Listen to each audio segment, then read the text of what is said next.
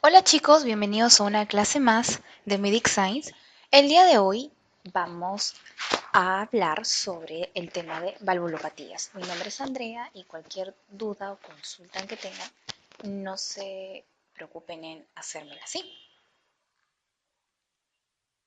Bien, para empezar a hablar sobre valvulopatías, chicos, es necesario hacerles un pequeño recordario sobre lo que es anatomía, ciclo cardíaco que corresponde a fisiología,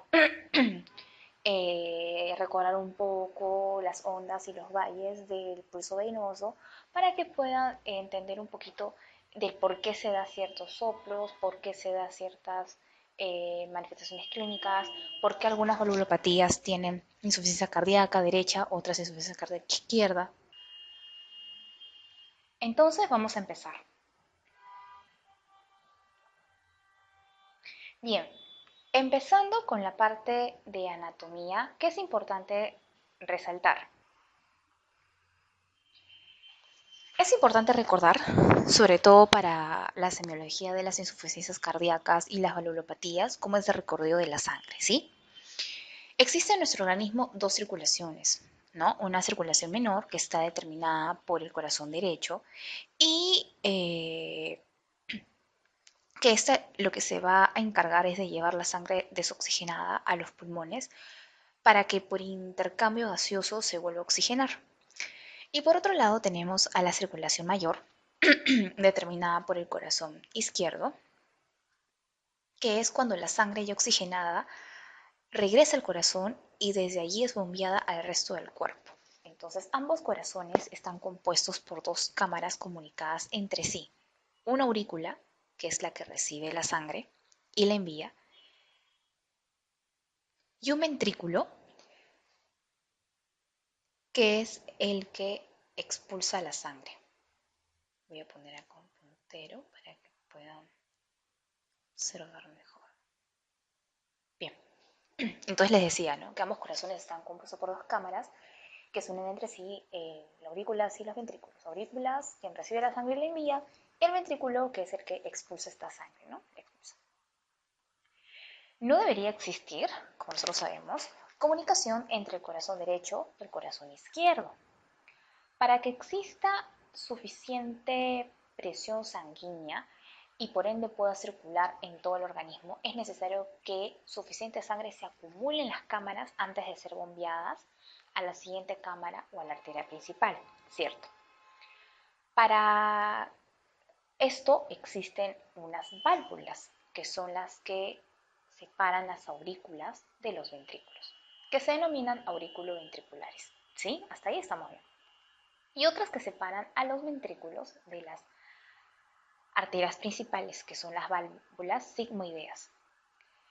¿Qué es lo que sucede? Una falla en estas válvulas, lo que se denomina el tema valvulopatías,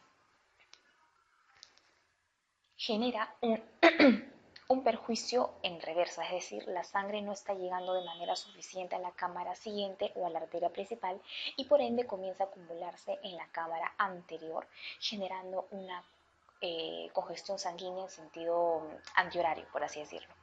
Es decir, de ventrículo izquierdo a aurícula izquierda, a venas pulmonares, arterias pulmonares, a ventrículo derecho y finalmente a la aurícula derecha, donde confluyen las venas sistémicas principales, generando una congestión venosa en todo nuestro organismo. ¿Sí? Todo este recorrido que les he dicho acá. Esta deficiencia en la circulación de la sangre es conocida como una insuficiencia cardíaca, del cual se verá la clínica más adelante. Entonces, dependiendo de cada tipo de valvulopatía que vamos a ver, se van a dar diferentes tipos de insuficiencias cardíacas. Entonces, nosotros sabemos que en el primer ruido va a ocurrir el cierre de las válvulas auriculoventriculares, es decir, la mitral y la tricuspidia. Y en el segundo ruido se va a dar el cierre de las válvulas sigmoideas, es decir, la aórtica y la pulmonar.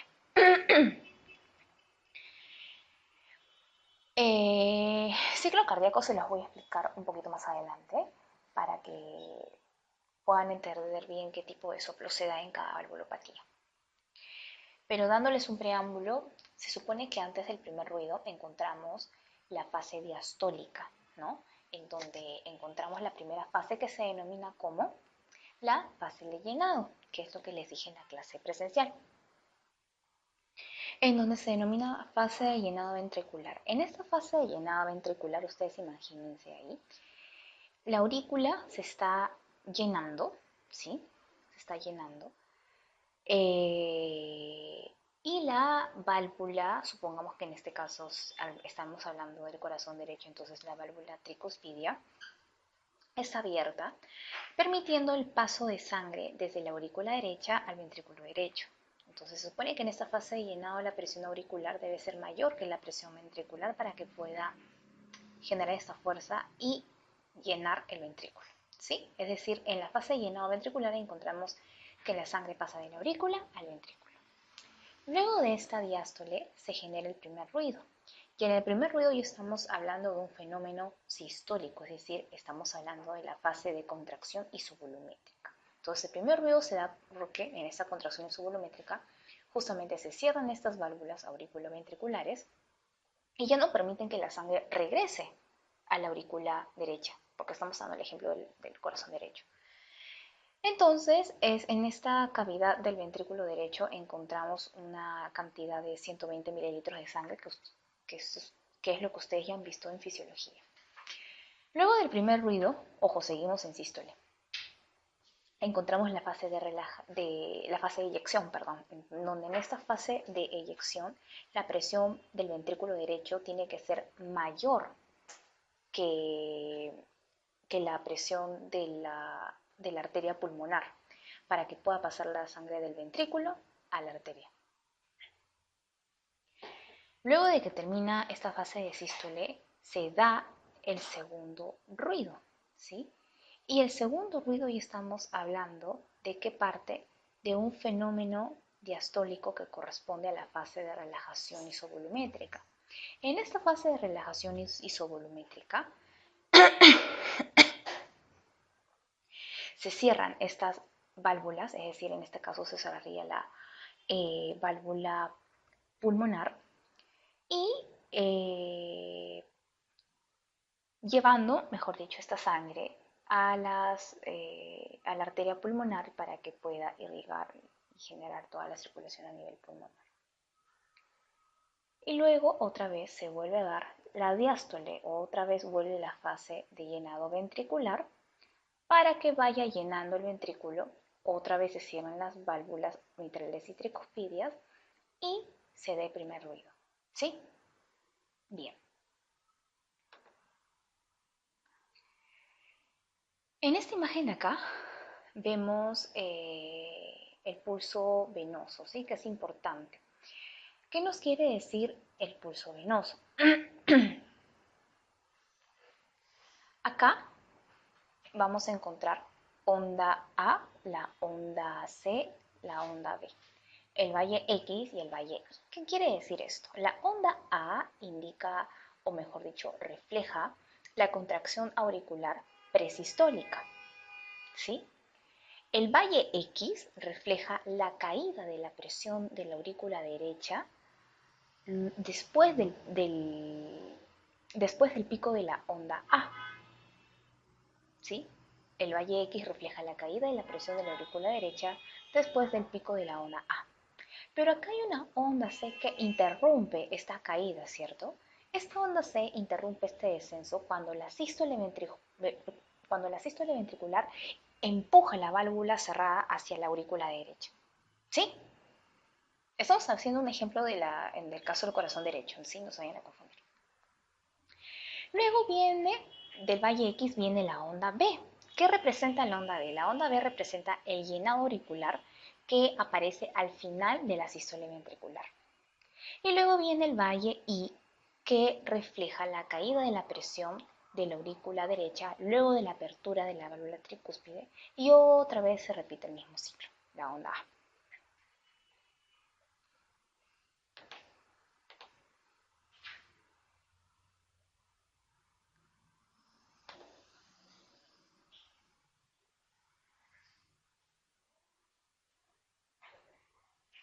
Perdón chicos, sino que se colgó el PowerPoint. Bien, Acá vamos a recordar los focos de ocultación, en donde encontramos aquí el foco aórtico, el foco pulmonar, el foco tricuspide, el foco mitral y el foco accesorio de Eyre. Bien, como ya les explicó mi compañera Nati en la primera clase de semiología cardíaca, el foco aórtico lo encontramos en el segundo espacio intercostal derecho junto al esternón, ¿sí? Que tiene una mayor aproximación de la aorta ascendente. El foco pulmonar lo encontramos en el segundo espacio izquierdo inmediato al esternón y tiene una mayor aproximación del cono o infundíbulo de la pulmonar. El foco tricuspide, ¿en dónde lo encontramos? Lo encontramos en el apéndice sifoides o en la sexta articulación contraesternal. Y el foco mitral lo encontramos en la punta cardíaca, es decir, en el quinto espacio intercostal. ¿Sí? Intercostal. Estos de acá son parasternal, este es intercostal. Y el foco aórtico accesorio o de Eyre es aquí. Es a la altura y algo a la izquierda en el esternón o en el punto en que una línea que une el foco aórtico clásico con la punta del corazón corta el borde izquierdo del esternón. ¿Sí? Bien.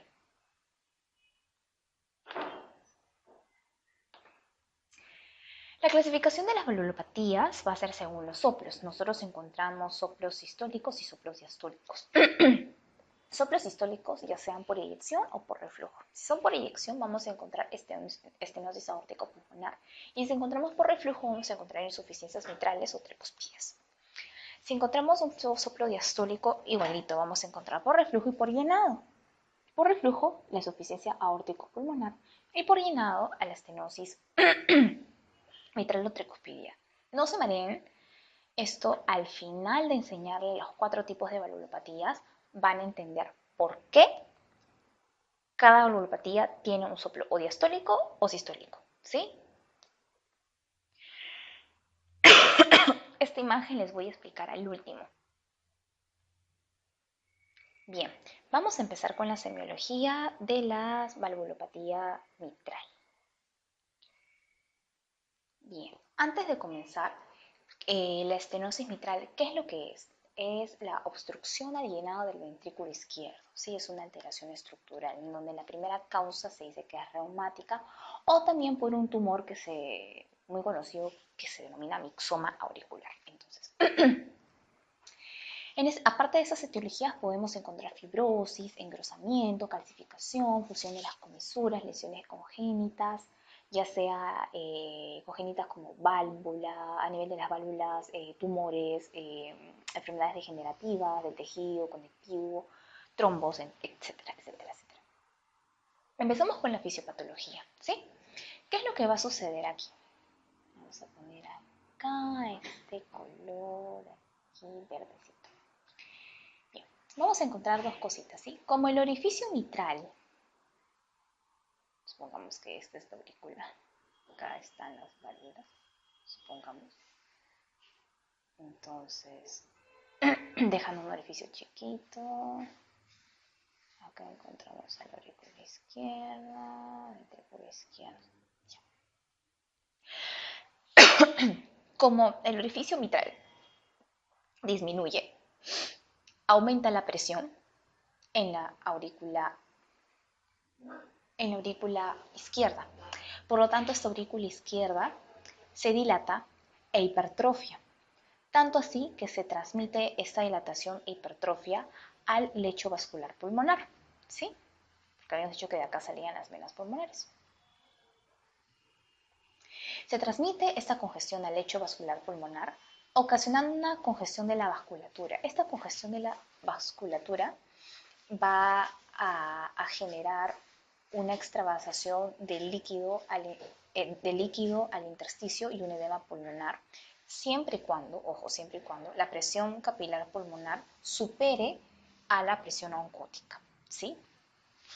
Esta patología se suele detectar a los 20 a 30 años, 10 a 15 años después de producida la primera agresión reumática. Es decir, si yo tuve la primera lesión reumática cuando tuve, supongamos, 12 años, ¿sí? De mis 12 años cuento aproximadamente 10 a 15 años, que serían, supongamos que hayan pasado 10 años luego de los 12, serían algo de 22. Es decir, a los 22 años más o menos se detecta, ¿sí? Como un ejemplo. Entonces, acá, en esta fisiopatología, vamos a encontrar, uno, que el ventrículo izquierdo disminuye su llenado porque no le llega la cantidad de sangre que debería llegarle, ¿cierto? Y encontramos que la presión de la aurícula izquierda está aumentada, ¿sí? Entonces acá de lo que debería estar llenando unos 70 mililitros y acá se quedan siempre de volumen residual de 50 mililitros, ustedes eso ya lo saben por fisiología. A las finales el ventrículo izquierdo, ambos ventrículos deberían tener un volumen de 120, ¿cierto? 70 más 50. Pero en este caso la aurícula no puede botar estos 70 y supongamos que bota pues unos 20, entonces la aurícula se queda con 50 extra que no debería quedarse y aparte de ello las venas pulmonares le van a seguir llevándose a más y más y más y más sangre. Entonces, esta presión de la aurícula izquierda, al estar tan aumentada porque tiene la sangre que no logra botarla y la sangre aparte que le llega de las venas pulmonares, ocasiona una congestión pulmonar, ¿sí? Un remanso de esta sangre.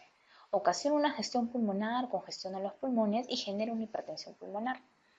Una hipertensión pulmonar que a su vez va a producir una hipertrofia del ventrículo derecho, ¿sí?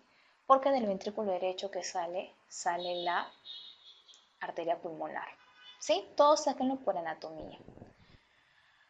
Acá está la aurícula. Ay, perdón, este dibujo está horrible. Aurícula derecha. Y te va a dar unos síntomas de una insuficiencia cardíaca derecha. Esta aurícula izquierda, que está tan dilatada, va a generar un remanso de sangre produciendo embolias y a la vez produciendo una fibrilación auricular. Y a la vez esta disminución del llenado del ventrículo izquierdo te va a generar un bajo gasto cardíaco porque acá al haber poca cantidad de sangre de lo que debería acá llegarle en total 120, supongamos que llega a 70, esta cantidad es la que la tiene que llevar a la aorta. Entonces la cantidad que va a llevar la aorta va a ser poquísima. Entonces vamos a encontrar un gasto cardíaco bajo. A todo esto, ¿a qué quiero llegar?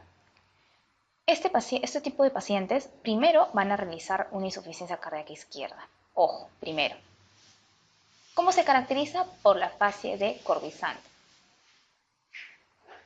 ¿Qué es la fascia de Corvisant? La fascia de Corvisant es una fascia pálida con rubicundez, o sea, con chapitas, y cianosis en los labios y mejillas, ¿sí? Pero como les expliqué, cuando llega a ver, se sobrecarga ya demasiado esta aurícula y hay una congestión venosa y te produce una hipertensión pulmonar, ¿quién se termina afectando? El ventrículo derecho. Entonces, cuando ya se afecta este ventrículo derecho, muchas veces los pacientes pasan de una estenosis mitral a una insuficiencia tricuspidia. Entonces, estos pacientes que hacen una insuficiencia tricuspidia como consecuencia de la estenosis mitral, tienen una fase llamada fase de Chatou. Esta fase de Chatou es diferente porque torna un color amarillo verdoso por la misma hiperbilirrubinemia más la congestión hepática, ¿no? O sea, acá ya el paciente pasa a ser síntomas de una insuficiencia cardíaca derecha. Entonces, aquí en la sintomatología, hablando de la insuficiencia cardíaca izquierda, el paciente va a presentar disnea. ¿Por qué disnea? Por esta misma congestión pulmonar.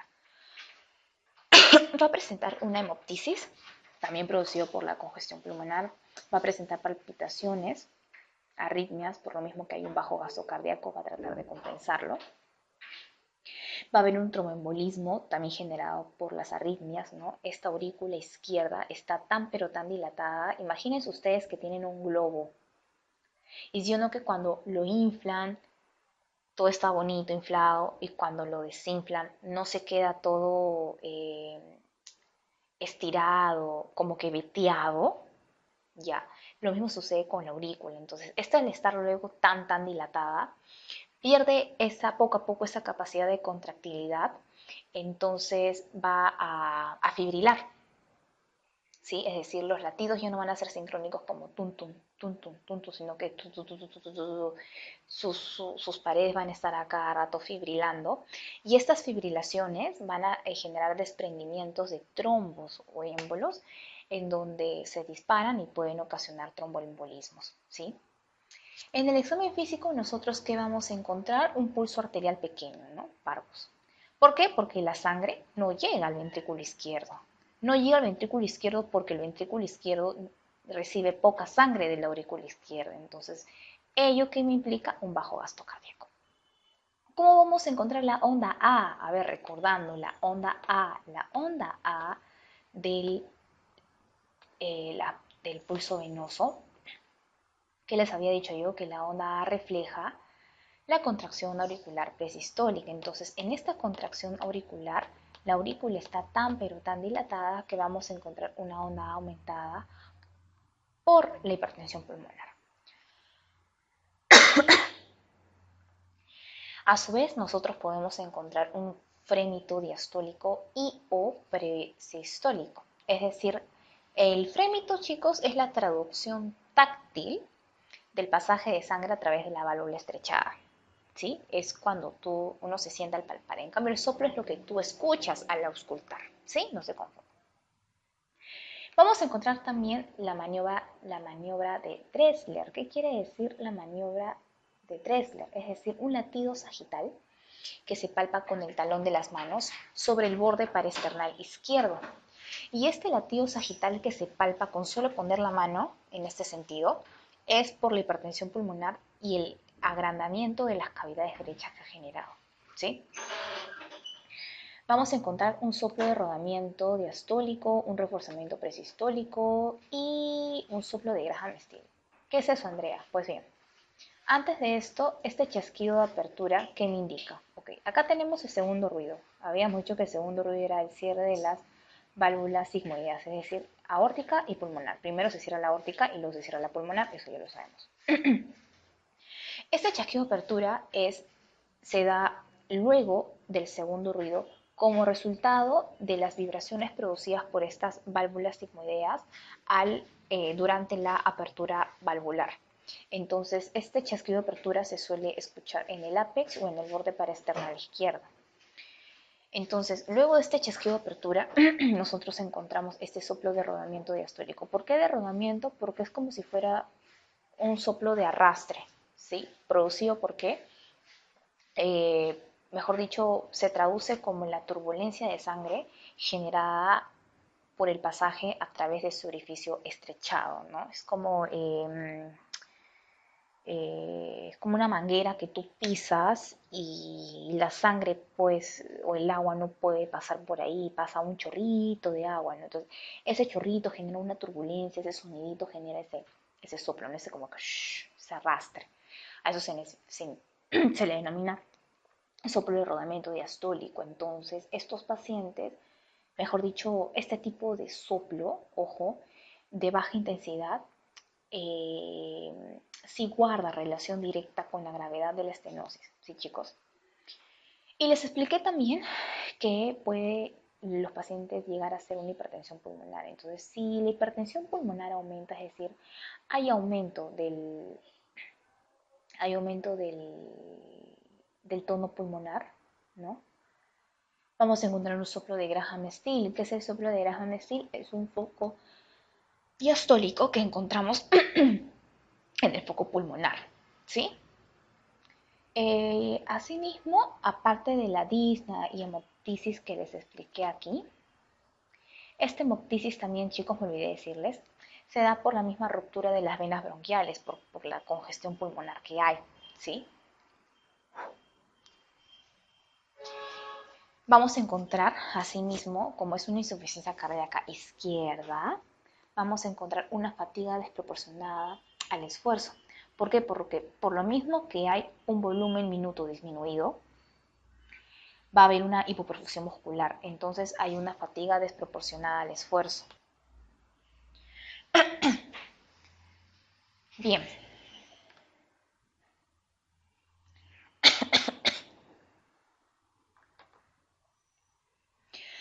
En el EKG vamos a encontrar una fibrilación auricular y una onda P mellada, que quiere decir una onda P con doble pico, ¿no? Por lo mismo de que la aurícula está muy dilatada, ¿sí? En el ecocardio, chicos, esto sáquenlo por anatomía, todo sáquenlo por deducción, eviten memorizar. Yo sé que a veces para los exámenes, por el nivel de dificultad, entre otras cosas, nosotros memorizamos, pero si ustedes entienden bien y le encuentran la relación y lo relacionan con la anatomía, van a poder sacarlo fácilmente, ¿sí? En el ecocardio, nosotros vamos a encontrar un agrandamiento de la aurícula izquierda, porque ya habíamos dicho que esta se agranda por el aumento de presión. Pero el ventrículo izquierdo va a estar normal, con él no es el problema. ¿Con quién más bien podría ser el problema? Si es que por la congestión pulmonar puede afectar a la arteria pulmonar, el que pagaría pato sería el ventrículo derecho, por así decirlo. Entonces vamos a encontrar estas tres cámaras, perdón, estas dos cámaras aumentadas, pero el ventrículo izquierdo vamos a encontrarlo normal. Y a su vez también podemos encontrar un ensanchamiento de la arteria pulmonar, ¿no? Como aquí, ensanchamiento de la arteria pulmonar.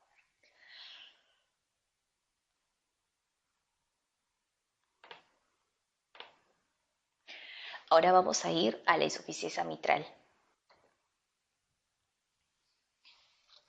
En insuficiencia mitral vamos a encontrar que la primera causa es reumática y mayormente está asociada a un prolapso mitral.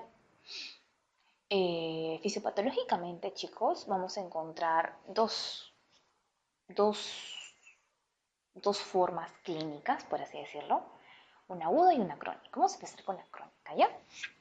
A ver, necesito acá que ustedes usen su imaginación.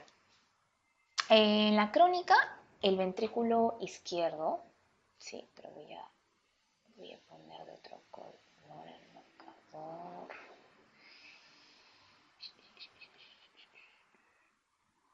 Ya. Pero imagínense que esta es la aurícula y este es el ventrículo izquierdo, ¿ya? Se supone que es izquierdo. Izquierda, aurícula, izquierda, ventrículo. Como las válvulas están insuficientes, no llegan a cerrar. Entonces, las válvulas van y vienen y la sangre pasa y hace lo que quiere.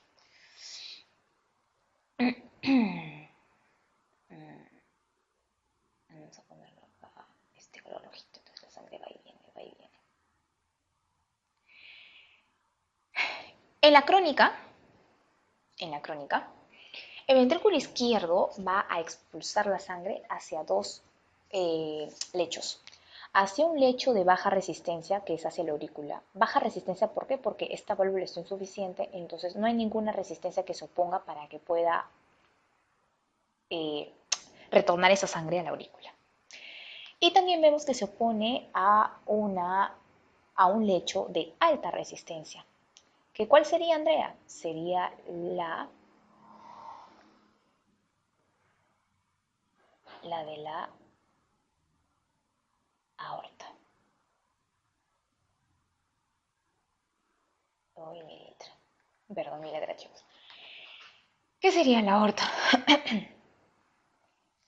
Entonces acá nosotros vamos a encontrar que va a haber una poscarga disminuida, ¿no? Acá hay una poscarga disminuida, es decir, la resistencia a la cual se opone este flujo de sangre va a ser baja.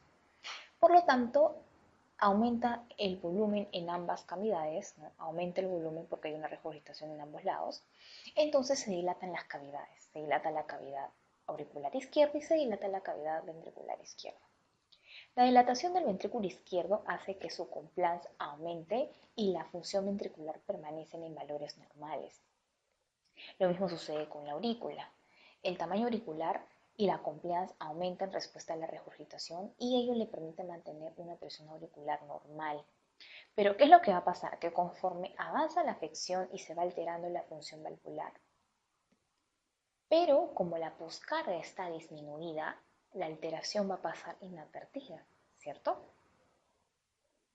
Pero como todo, tu cuerpo acaba de tratar de, como sea, suplir esa falta y evitar generar mayor exacerbación de síntomas. Pero va a llegar un momento en donde el corazón ya no va a poder seguir hipertrofiándose, seguir dilatándose, seguir tratando de mantener una poscarga disminuida. Entonces, la poscarga llega a aumentar. Y cuando aumenta esta poscarga, es decir, aumenta esta resistencia, esta fracción de eyección disminuye. Y si tu fracción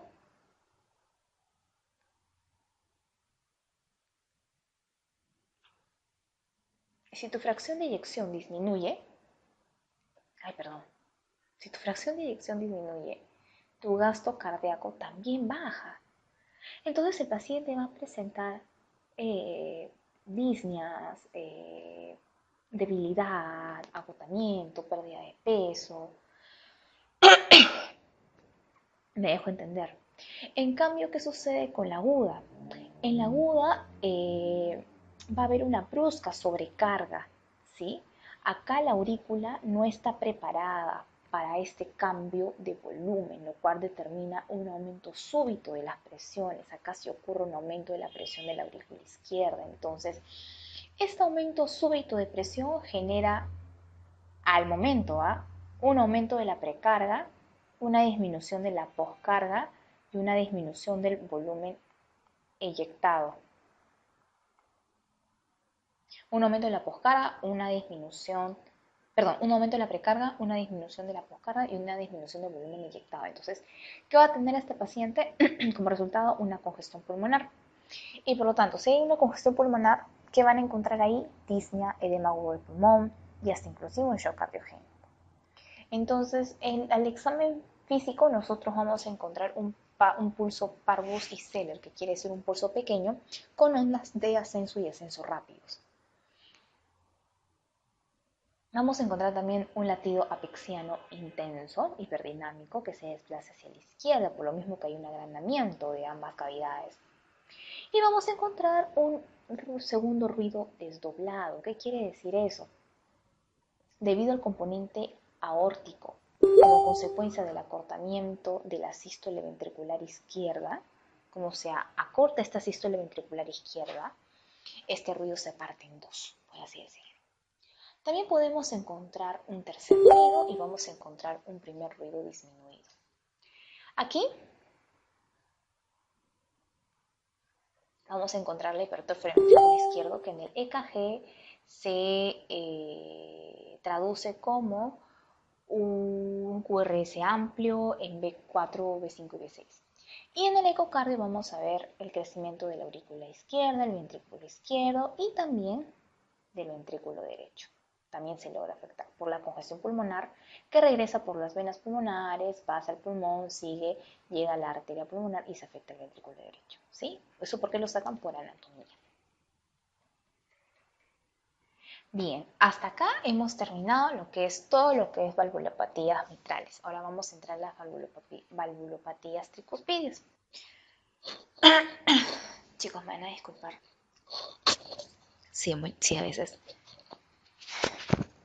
toso. Bien, en la estenosis tricuspidia nosotros vamos a encontrar que la etiología mayormente es por una fiebre reumática asociada a una valvulopatía mitral o una valvulopatía aórtica. Sí, muchas veces se asocian. ¿Qué vamos a ver fisiopatológicamente? Vamos a ver lo siguiente. Vamos a ponerles la imagen para que puedan ustedes tener una idea. Aquí.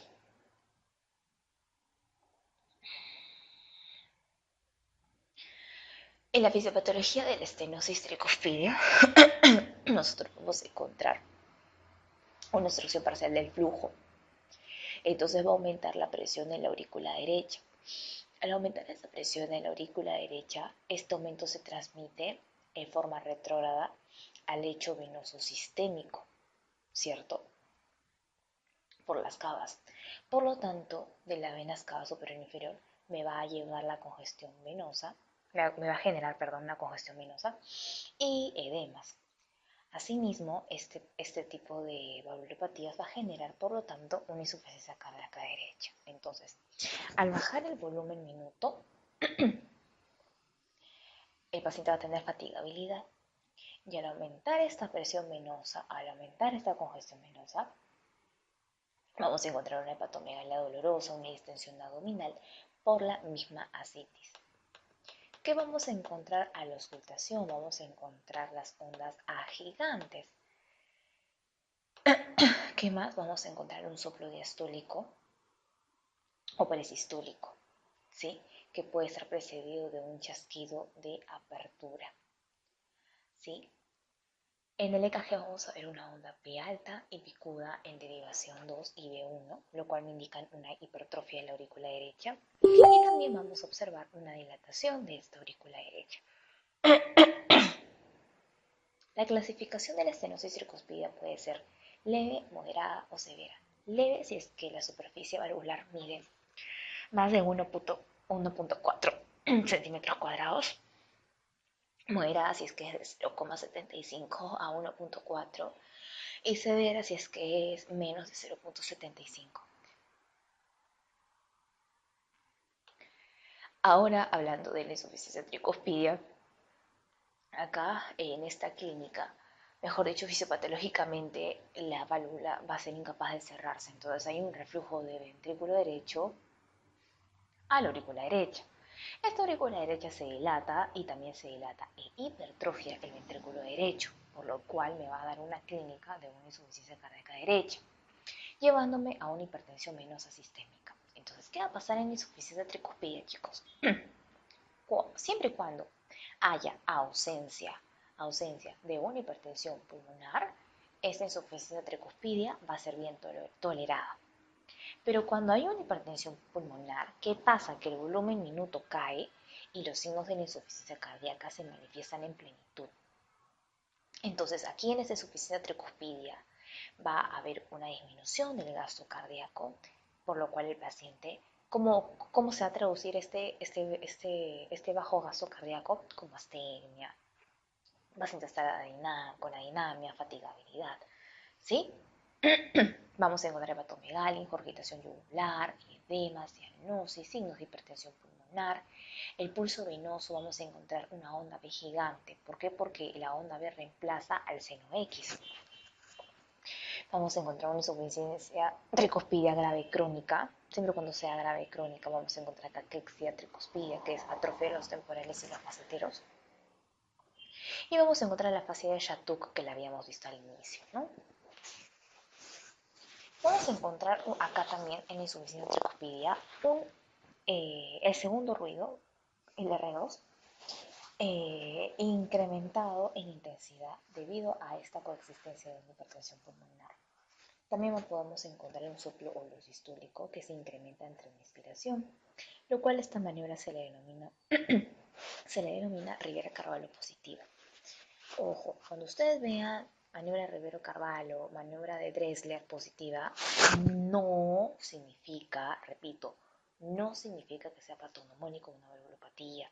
Esta es una maniobra que significa que un soplo sistólico se incrementa en la inspiración. Puede estar presente en otra patología asociada, no es patognomónico de ese tipo de valvulopatía, ¿sí?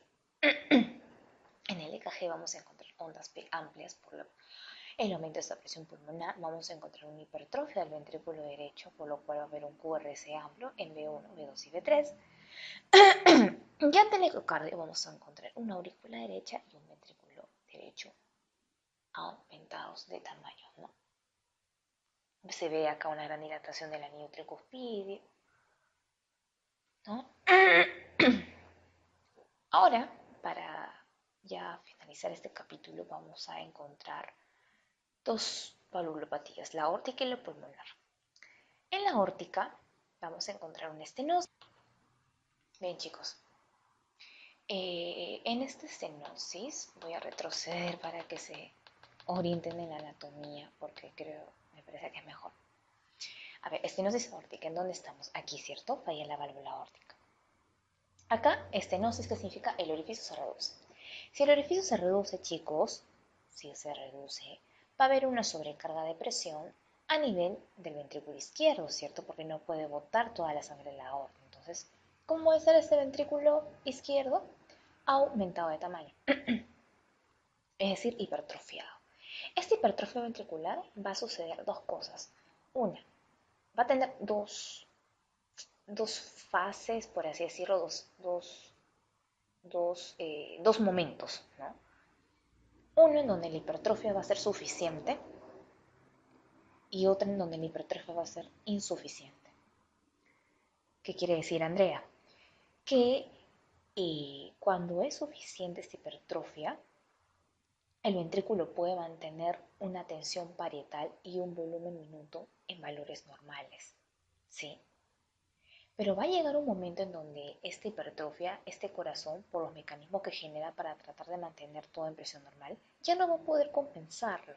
Entonces se vuelve insuficiente, es decir, está tan pero tan hipertrofiado que ya no se puede contraer. Disminuye esa capacidad de contractilidad. ¿Sí?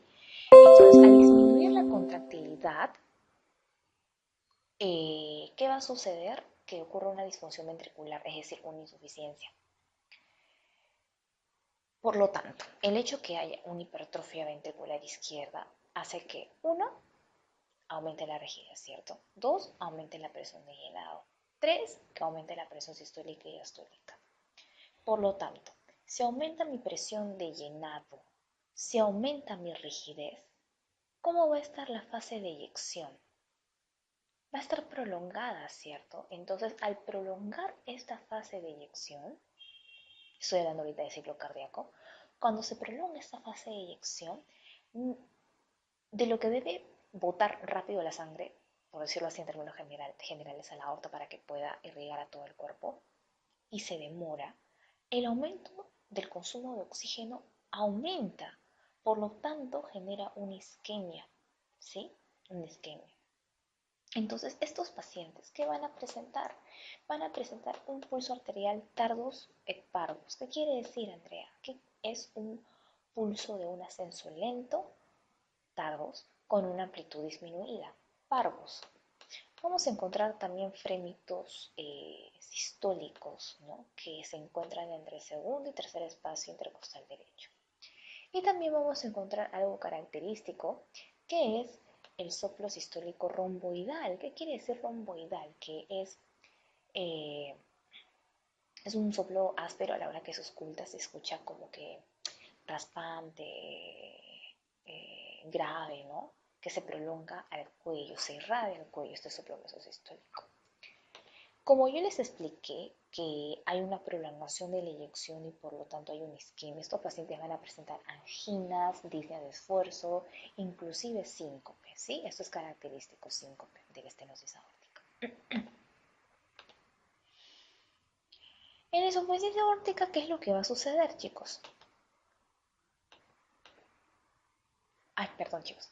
En el EKG de la estenosis aórtica vamos a encontrar la hipertrofia del ventrículo izquierdo, que se traduce por un QRS amplio, igualito en el ecocardiograma, dilatación e hipertrofia del ventrículo izquierdo, ¿no? Ahí pueden observar. La insuficiencia aórtica puede ser también de dos formas, puede ser aguda o crónica. Crónica cuando hay una alteración progresiva de estas valvas sigmoideas, como por ejemplo la fiebre reumática, o puede ser una afección aguda en donde hay laceración o perforación de la valva de instalación rápida. Por ejemplo, una endocarditis infecciosa, ¿sí? Es una instalación rápida. Fisiopatológicamente, ¿qué es lo que va a suceder? A ver, vamos a retroceder otra vez.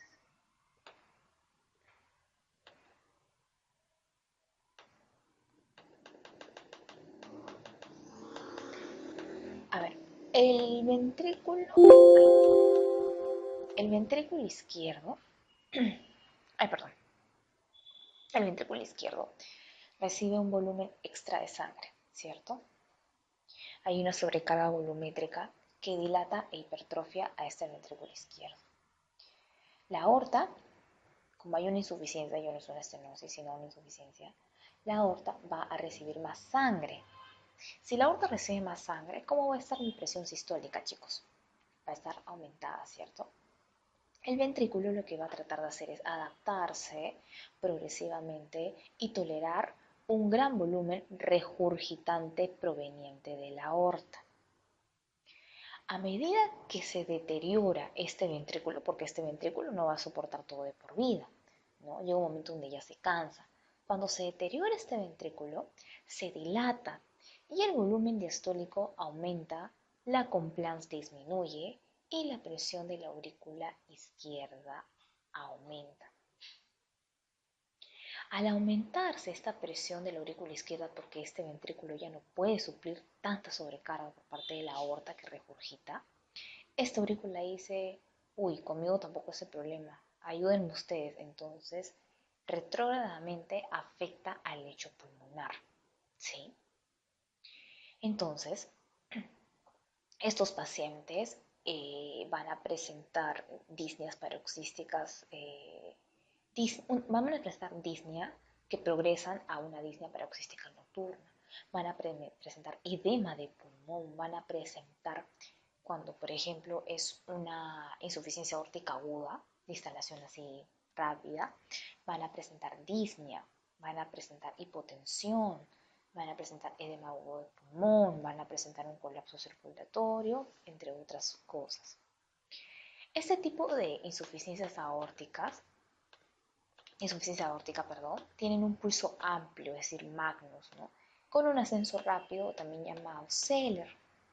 Y acá si algo patognomónico, chicos, que tienen que aprenderse es que van a encontrar un soplo de Austin Flint. ¿Qué significa el soplo de Austin Flint? Un cierre prematuro de la válvula mitral. Vamos a encontrar en el EKG, otra vez, un QRS ancho por la hipertrofia del ventrículo izquierdo. Y en el ecocardio, una hipertrofia y dilatación del mismo ventrículo izquierdo. En las valvulopatías pulmonares, y estamos para acabar, chicos, encontramos que la causa más común siempre va a ser congénita. Que sea reumática es bien difícil, tumores también bien difícil. Ay, pero, un caso mío. Más común es la afectación congénita. Fisiopatológicamente, al haber una estenosis pulmonar se obstruye este flujo del ventrículo derecho a la arteria pulmonar. Entonces, al afectarse o obstruirse este pasaje de la arteria pulmonar, se congestiona el ventrículo derecho. Entonces, va a pasar poco flujo a la arteria pulmonar y quien se queda con todos esos 120 mililitros, por así decirlo, es el ventrículo derecho. Entonces, este ventrículo derecho se va a ir adaptando y se hipertrofia a la larga. Si hay una hipertrofia del ventrículo derecho, esto a la larga va a generar un síntoma de una insuficiencia cardíaca derecha. Regurgitación yugular, disnea, fatiga, dolor precordial, mareo, síncope y un signo muy importante que es la cianosis. A la palpación en esta estenosis pulmonar voy a encontrar también el signo de Dressler. También voy a encontrar un soplo sistólico eyectivo. Vamos a encontrar un soplo sistólico eyectivo, que quiere decir que este soplo eyectivo va a ocurrir después del primer ruido y termina antes de que empiece el segundo ruido. Va a ser también de tipo romboidal, como pueden ver en imágenes de ser, es decir, creciente y decreciente, ¿sí? El componente pulmonar del segundo ruido va a ser de baja intensidad y se retrasa, produciendo este desdoblamiento fijo, ¿sí? Si en la estenosis pulmonar habíamos explicado que hay una hipertrofia del ventrículo derecho, volvemos a lo mismo, vamos a encontrar un QRS amplio en esas tres derivaciones y en un ecocardio dilatación de hipertrofia del mismo. En una insuficiencia pulmonar, que básicamente va a ser dentro de las causas por una dilatación de la arteria pulmonar, es una de las cosas más comunes. Fisiopatológicamente va a ser por la incapacidad de esta válvula para poder cerrarse. Entonces genera un reflujo diastólico de arteria pulmonar al ventrículo derecho. Entonces el ventrículo derecho, la bombita, se sobrecarga de volumen, que llega a hipertrofiarse y dilatarse, dándote ¿qué cosa? Una sintomatología de una insuficiencia cardíaca derecha. Van a presentar disneas, fatiga, dolor precordial y otros signos importantes, así como la estenosis pulmonar, que es la cianosis. Acá vamos a encontrar el signo de Dressler, que como les había explicado al inicio, es un latido palpable con frémito a nivel del segundo espacio intercostal izquierdo. Vamos a encontrar el segundo ruido desdoblado, es decir, compartido en dos. Vamos a encontrar un soplo mesosistólico eyectivo, al igual que el anterior. Y vamos a encontrar un soplo de Graham-Still. ¿Qué quiere decir el soplo de Graham-Still? Es un soplo diastólico regurgitante de tono grave, que se ausculta luego del segundo ruido, y es un soplo de insuficiencia pulmonar secundaria a una hipertensión pulmonar, ¿sí? El soplo de Graham-Still no es patognomónico de una insuficiencia pulmonar, es un soplo que simplemente se da por una insuficiencia pulmonar secundaria a una hipertensión pulmonar, ¿sí? Puede haber en otras patologías, puede haber en otras valvulopatías. No es patognomónico de una insuficiencia pulmonar. Por lo tanto, si yo tengo a mi paciente con su ventrículo derecho hipertrofiado, dilatado, el QRS va a estar amplio. Y en un ecocardio también voy a encontrar hipertrofia y dilatación del mismo.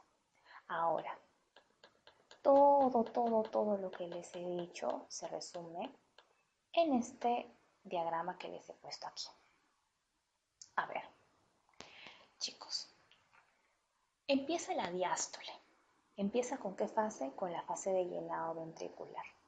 En esta fase de llenado ventricular, luego viene sístole. A partir de acá empieza en adelante lo que es sístole. Sino que dibujarlo es un poco difícil. De aquí para allá empieza sístole. Empieza el primer ruido, que es la contracción isovolumétrica. ¿Qué quiere decir la contracción isovolumétrica? El cierre de las válvulas auriculoventriculares, es decir, mitral y tricuspidea, que te generan el primer ruido. Luego, aquí, que seguimos en sístole, lo que va a suceder es la fase de eyección, ¿sí?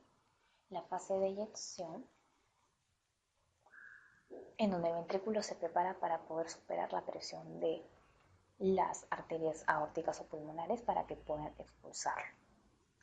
Finalmente le expulsan y se genera el segundo ruido.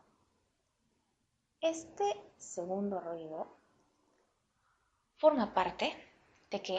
De la relajación isovolumétrica. Esta relajación isovolumétrica que ya la encontramos o que forma parte de lo que es la diástole, es en donde se cierran estas válvulas sigmoideas, aórticas y pulmonares y se produce el segundo ruido. Y luego otra vez vuelve la fase de llenado ventricular para que se produzca el primer ruido de nuevo y se repite todo el ciclo. Chicos, para esto yo quiero que ustedes tengan en mente y se imaginen el ciclo cardíaco, ¿sí? Todo va de la mano con el ciclo cardíaco. Entonces, pónganse a pensar. Si es que, miren, toda estenosis mitral y tricuspidia va a tener un soplo de tipo diastólico. ¿Por qué? Les explico. Imagínense, la insuficiencia mitral, perdón, la estenosis mitral, vamos a poner un ejemplo ya. ¿Qué pasa con la estenosis mitral, chicos? La estenosis mitral, como la válvula mitral está estenosada, ¿no? Estrechada, no pasa bien la cantidad de sangre de la aurícula izquierda al ventrículo izquierdo, ¿cierto? Este paso de sangre que hace de la aurícula izquierda al ventrículo izquierdo, ¿a qué fase pertenece? ¿No pertenece a la fase de llenado que corresponde a la diástole? Cierto, porque acá en la aurícula, de lo que tiene que botar 70 mililitros al ventrículo, no puede, solamente supongamos llega a botar 50, ¿sí?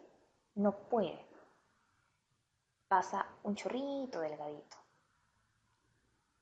Entonces aquí vamos a encontrar un soplo en diástole, porque hay un arrastre, ¿sí? Hay un sonido de arrastre, se genera una turbulencia, porque la aurícula va a tratar de hacer lo que sea para poder pasar ese flujo de sangre por ese huequito chiquitito, chiquitito.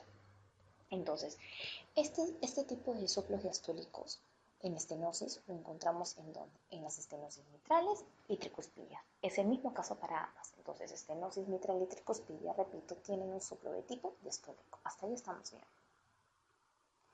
Y las insuficiencias, pues fácil, las insuficiencias mitrales y tricuspidias van a tener un soplo de tipo sistólico. ¿Por qué, Andrea? A ver, les estaba explicando que en el ciclo cardíaco, luego del primer ruido, que es donde se da la contracción isovolumétrica, se va a dar la fase de eyección, ¿cierto?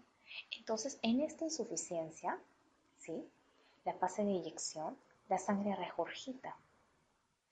Ese regurgitar va a darse en esta fase que pertenece a sístole. Es por eso de que las insuficiencias mitrales y tricuspidias van a ser de tipo soplo sistólico. Entonces, ahí hemos terminado con las válvulas auriculoventriculares. Perdón. Luego, en el segundo ruido encontramos el cierre de las válvulas sigmoideas. Entonces, aquí las estenosis aórticas y pulmonares, ¿qué es lo que va a pasar? En la estenosis aórtica y pulmonar está tan estenosado, pongamos de ejemplo a la estenosis pulmonar. La válvula pulmonar está tan estenosada que cuando se genere en la fase de eyección el paso de sangre de tu ventrículo derecho a tu arteria pulmonar, va a generar otra vez esa turbulencia, ¿cierto? Pero esa turbulencia ya la genera en la fase de eyección. ¿Y la fase de eyección a qué parte del ciclo cardíaco corresponde? A la sístole. Entonces, repito, las estenosis aórticas y pulmonares pertenecen, o mejor dicho, tienen un soplo de tipo sistólico. ¿Y las insuficiencias? ¿Qué pasa con las insuficiencias? Las insuficiencias aórticas y pulmonares, al contrario, van a tener un soplo de tipo diastólico. ¿Por qué? Porque al estar insuficientes generan este remanso de sangre. Entonces, luego de lo que se produce el segundo ruido, que es por el cierre de estas valvas, no se llegan a cerrar bien, entonces generan ese remanso de sangre luego del segundo ruido, por lo tanto pertenecen a la fase de diástole.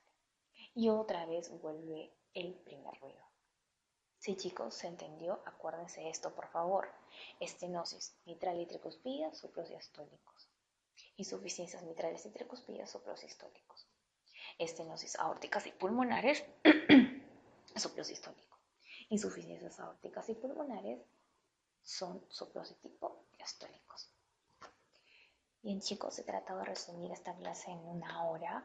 He tratado también de ponerles lo más importante, sobre todo fisiopatología me importa mucho. La clínica, guíense por la clínica, ellos les va a decir todo y sobre todo el tipo de soplo sistólico y diastólico. Tal vez estos términos como holosistólico, mesosistólico, entre otras palabras, esos prefijos, sí van a tener que memorizarlos tal vez, pero como les expliqué, traten de sacarlo por los conocimientos que ustedes ya tienen de ciencias básicas, es decir, traten de sacarlo por la anatomía y por la fisiología. Bien, chicos, hasta aquí yo cierro un capítulo con ustedes en lo que es el curso de semiología.